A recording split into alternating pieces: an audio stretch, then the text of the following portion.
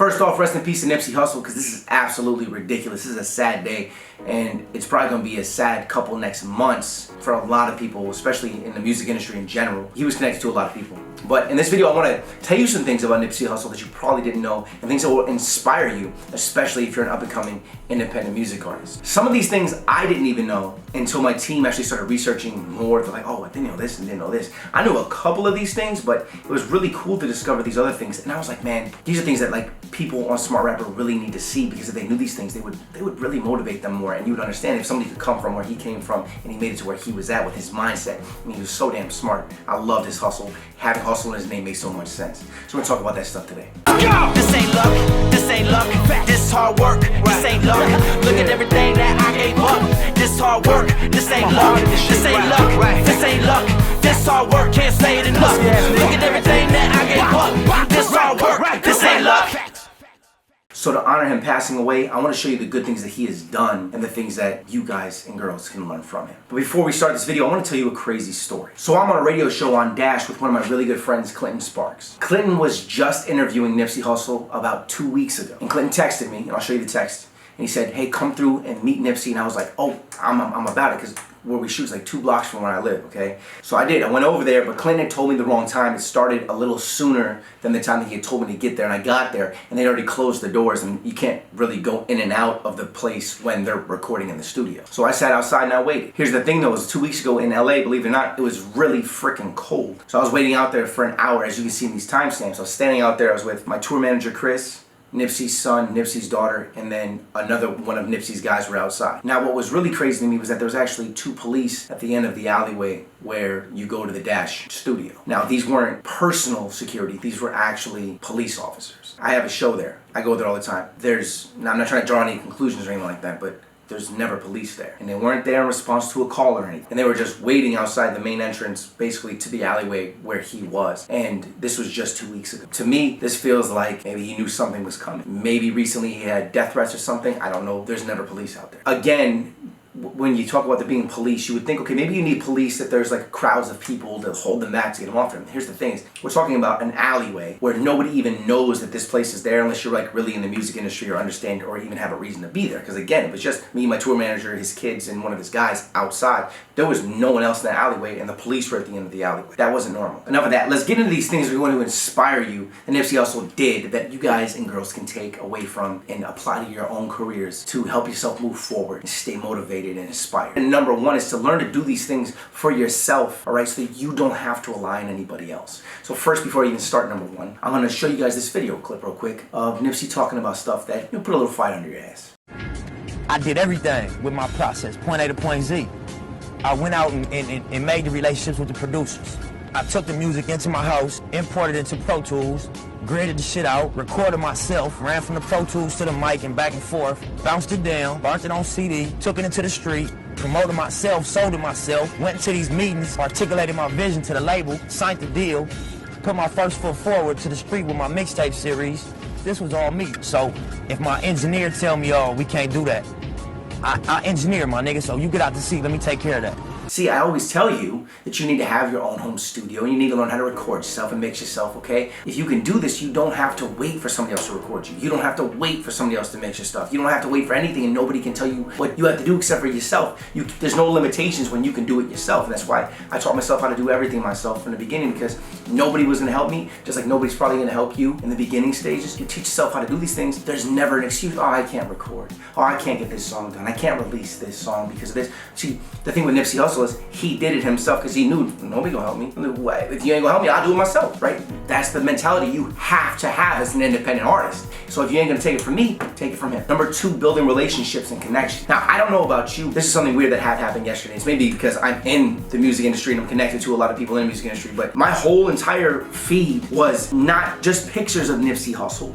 It was pictures of Nipsey Hussle with the people whose Instagram profiles it was in the feed. He had networked so hard that he had been with all of these people and they had nothing but good things to say about him. It wasn't like, oh, rest in peace, here's a picture of him. It was, no, rest in peace to my guy. And I'm not talking about just celebrities and superstars people. I'm talking about people with only like 500 followers. This tells me that he was out there shaking hands and kissing babies. He was out there building relationships with all these people, okay? And this is one of the key things that allowed him to get where he was today. If you could see my Instagram feed, you would understand this a lot more. But he was there really doing this with everybody from the ground up. Small people, big people, and you should be doing the same thing. Real quick, my team was doing a little bit of research. They found this really cool story. So the story goes, you know, this is the type of person that he was, and I think this is really cool. He was doing a show in a city, and some random kid walked up to him and was like, hey man, I'm a huge fan. Can you please wear my sweatshirt during your show? Please, please, please. He didn't know who this person was, but he said, I got you. Give me an extra large and give me a large. And he wore it on the show that night. He didn't even know who that person was, and he just did it.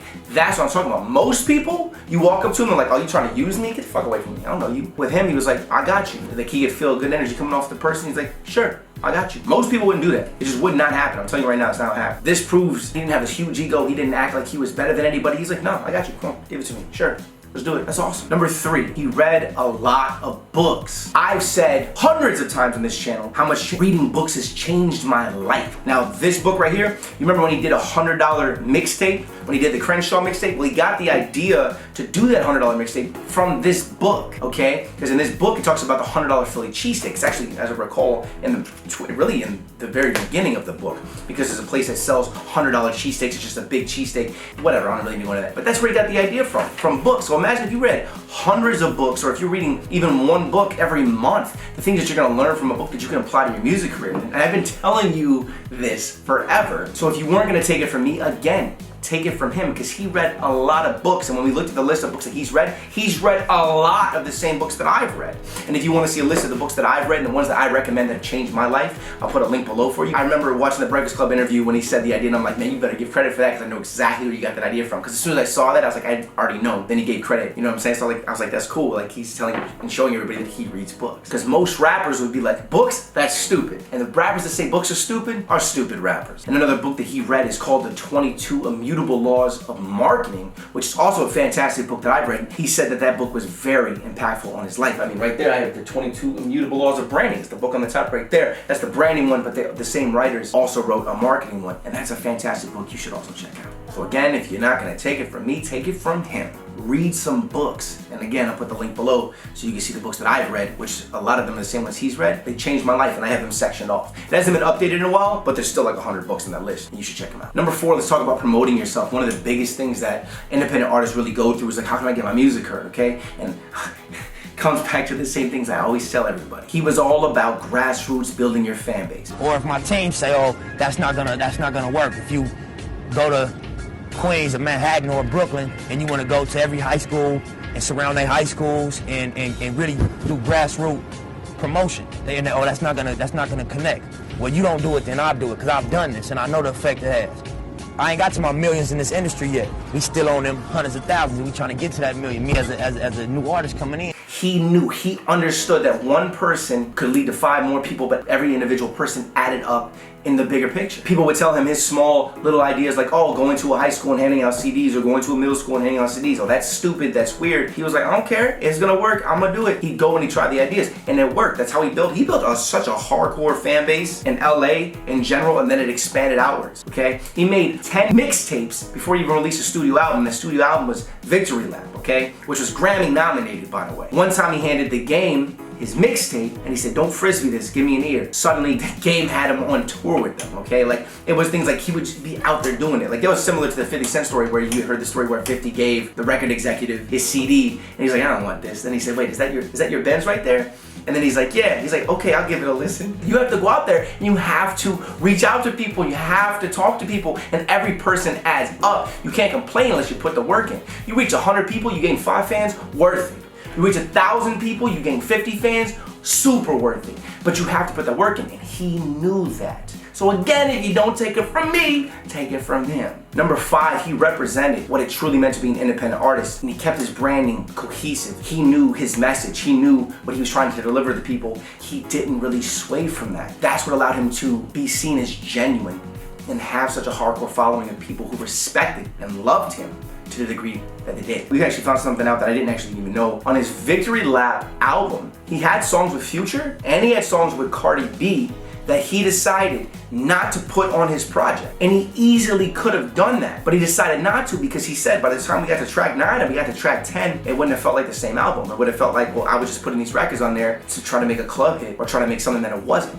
And instead, even knowing that, having those two superstar artists on his project could have given him more record sales and could have also given his project more buzz, he took those songs off. And he said, nah, this needs to be me. This is my first studio album. It needs to be cohesive. It needs to be a project that says something and doesn't just throw a song in there to add more of something else. That says a lot because if he was signed to a major label, he wouldn't even have the option to do that, for one, okay? And number two, he didn't care about the money. He cared about keeping his branding on point, okay? Like, that's a big deal. That's really cool. I just found that out like 15 minutes ago. And now let's just remember here, people, for all you people complaining, oh, I got a mixtape out, nobody's listening. He released 10 mixtapes.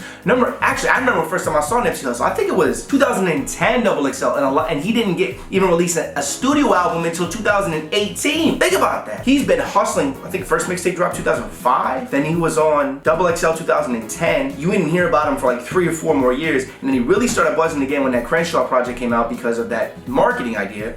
And then he just kept moving in the streets and kept growing and growing and growing. Then Victory Lap came. This shit takes forever. And I always say that. And I always say it just like that. Because it does. Okay? And he's been grinding since 2005. How long have you been grinding? What, since 2017, 2015? Really, I mean grinding, not just making music. Like, bro, released his first mixtape in 2005, which means he probably started the mixtape in 2004. Think about these things. This takes time. And especially if you're an independent artist, and also look at the amount of work that he put in. Not only was he grinding on the music and making the music, but he was grinding, he was out there in the streets, hand-delivering it, coming up with ideas, reading books, educating himself, moving forward, connecting with people. This is what it takes to do that. And he never sold his soul. He never sold out, because if he was one of those people, he would have kept that Future and Cardi B song on his album. He stayed himself and he grew. And another thing I want to talk about real quick is the woman that he was with was smart businesswoman, had her own things going for herself. He was the type of person who put himself in a situation where he was with somebody who had big goals and dreams in a relationship. He didn't just choose some hot groupie girl or stay single and keep messing with whatever. No, he's like, you know what? This is the person I need to be with because they see my dreams, they see my goals, they have their own goals and dreams. Like, that's the type of person you want to align yourself with. You see what I'm saying here? Like, he made all the right decisions, and these are the same types of decisions that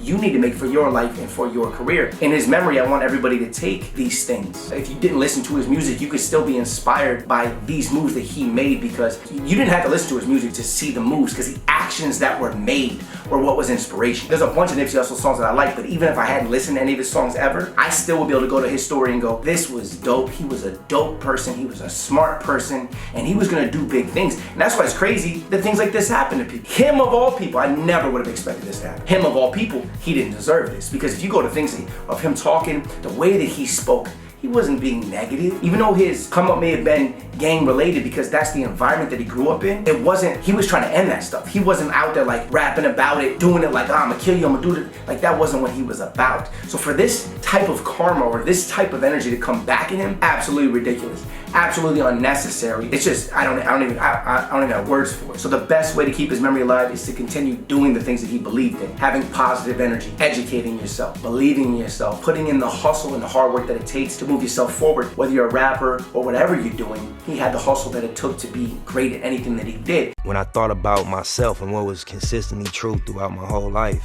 you know, I had ups and downs. I had moments where I was behind. I had moments when I was ahead. But I've always been in the game. You know what I mean? Mentally. And if I could occupy one word, if I could own a word in the mind of everybody who's aware of my name, I want the marathon to be when you think of Nip. Another small thing I want to mention is it wasn't just about rap. You gotta understand you're a business. He knew that rap money came in certain sections. You'll get money in big lump sums, but then sometimes it's like, you're not always making money here, so you gotta put in a hustle over here. You gotta have a business mind. You are a business. So it's the same thing I did with my career. I was making money from music, stuff worked, but then I was like, okay, cool, well, this isn't gonna excel unless I do this, this, and this. I built businesses, I made money, now I'm back on music and everything's excelling. It's like, you can do the same thing. There's no reason you can't go start a business. There's no reason you can't go learn how to make money over here. And instead of crying, I don't have money for a studio, or I can't move forward because I don't have money, well then go get you some money, teach yourself how to get money instead of complaining all day. You have to put the hustle in. There's a reason hustle is in his name. There's a reason that I tell you to be a smarter rapper and I tell you to build yourself into a business. He was proof of that. So take that, better yourself. All right, y'all, you just became a smarter rapper. Hope this helped. Please hit me with a subscribe, hit me with a like, and hit me with a comment. What you think about this video? What's your favorite Nipsey Hussle Hussle song that everybody should go check out after they watch this video. Put the links below. I'm gonna go check out some of those songs too. And when you hit subscribe, hit the little bell so you're notified every time I release a new video, because I release a new video on a regular basis. And don't forget to check out my other shows on my Rob Level channel. I have a reality show I release every Thursday. Now check out my radio show with Clinton Sparks. It's called Get Familiar on Dash Mixtape. You can check that out. Thursdays 10:30 to 11:30 a.m. PST. I appreciate you watching. Thank you so much. Keep hustling, gang. I'll see you at the top. Look at this nigga, man. Go. Look at Daisy.